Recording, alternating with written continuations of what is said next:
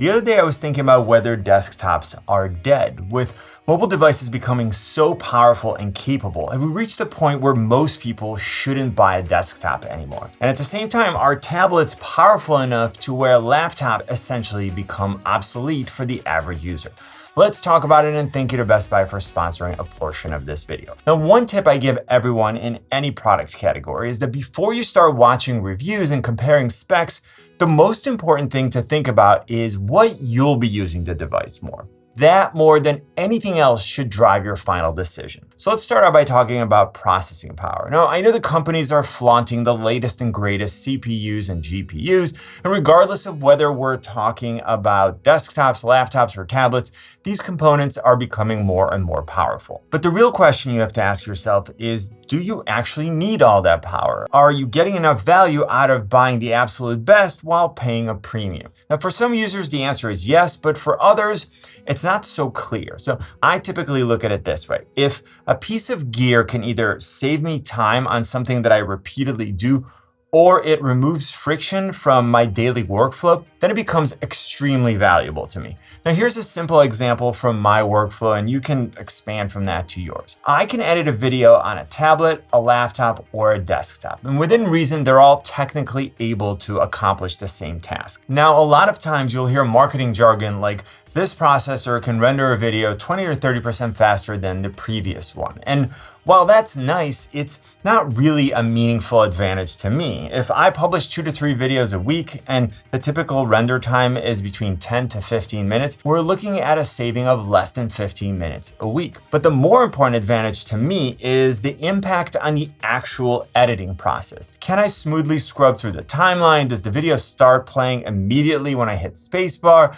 Can I preview motion graphics? Those are the types of things that I do hundreds of times during the 6 to 8 hours it takes me to edit. And if that process is slowed down by insufficient processing power, then I need to use something else. Now, in general, we're going to rank tablets at the bottom, laptops in the middle, and then desktops at the top when it comes to CPU and GPU performance. Now, this isn't to say that a tablet can't be more powerful than a laptop, or a laptop can't be more powerful than a desktop, but if we're comparing devices in equal tiers, this is still the order. It's just a matter of form factor and physics. As the devices get larger, you can use bigger components. There's more room for them, for example, for sticks of RAM or for a hard drive, and you have better passive and active cooling. Now, another important consideration is portability. Do you need to take your device with you? And when you do, what will you be using it for? There are some pretty small desktops these days, but for all intents and purposes, I'm still not packing one of these and taking it with me on the road. Tablets are smaller and lighter than laptops, so they make for excellent travel devices, and for a lot of users,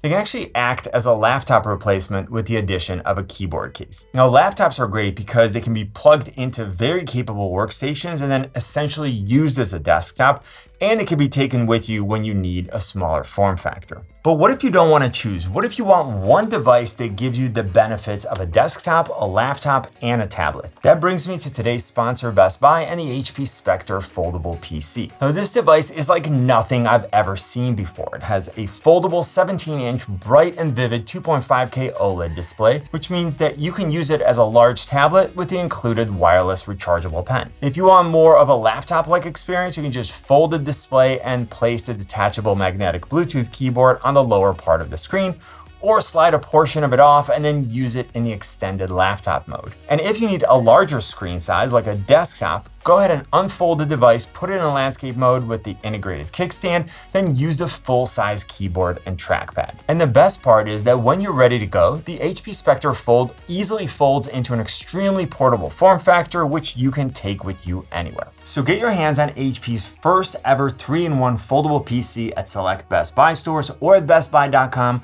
And thank you to Best Buy for sponsoring this portion of the video. Now, another interesting element to consider when choosing a device is the operating system.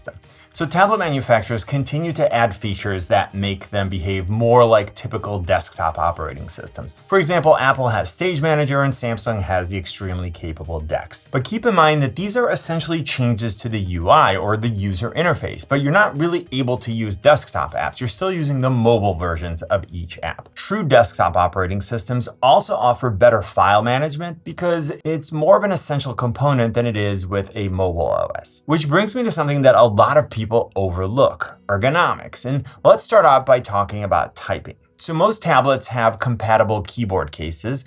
Laptops, of course, come with a keyboard, and then naturally you'll have a dedicated keyboard for your desktop. But not all keyboards are created equal. Now, the best laptop keyboards are going to be better than the ones you get for your tablet. And your desktop keyboard will be even better than that, and it will offer a ton of options in terms of the types of switches and different keyboard layouts. Now, I want to go back to something that I said in the beginning. Think about how you plan on using your device. Like, how much are you actually going to type on it? If you're just replying to a few emails, then pretty much any keyboard will do. But if you're typing for hours every day, then I would go with either a laptop with a really nice keyboard or a desktop. Now, if you're choosing a laptop, then you're stuck with whatever keyboard you get. So test it before you buy. And I really mean test it. Don't just type on it for a few seconds. Like, literally take a few minutes, sit there and type. And then think about things like, is the layout big enough for you? Does the keyboard feel stable? Are the keys responsive?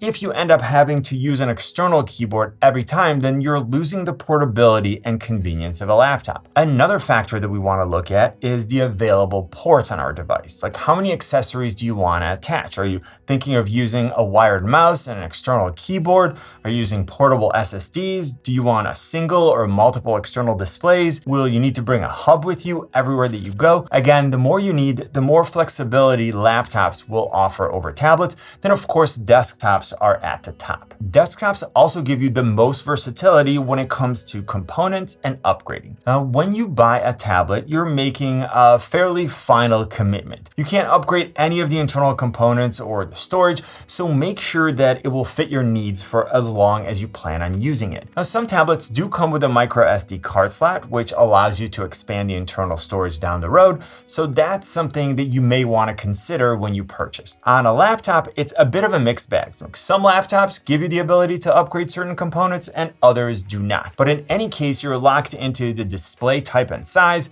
the keyboard, the ports, and the form factor. Now, when we look at desktops, most, but not all, give you the flexibility to upgrade essentially every component, which means that you can get enough for what you need now and then add more when and if you choose to. It also means that if you want something like a bigger display than the one that you originally got, all you need to do is to upgrade that one component. And that brings me to budget. Now, assuming two components have similar performance, the smaller you have to make the component, the more expensive it's going to be. Meaning that to get a similar performance out of a laptop, you'll need to spend more money than you would on a desktop. So have we reached a point where most users don't need a desktop?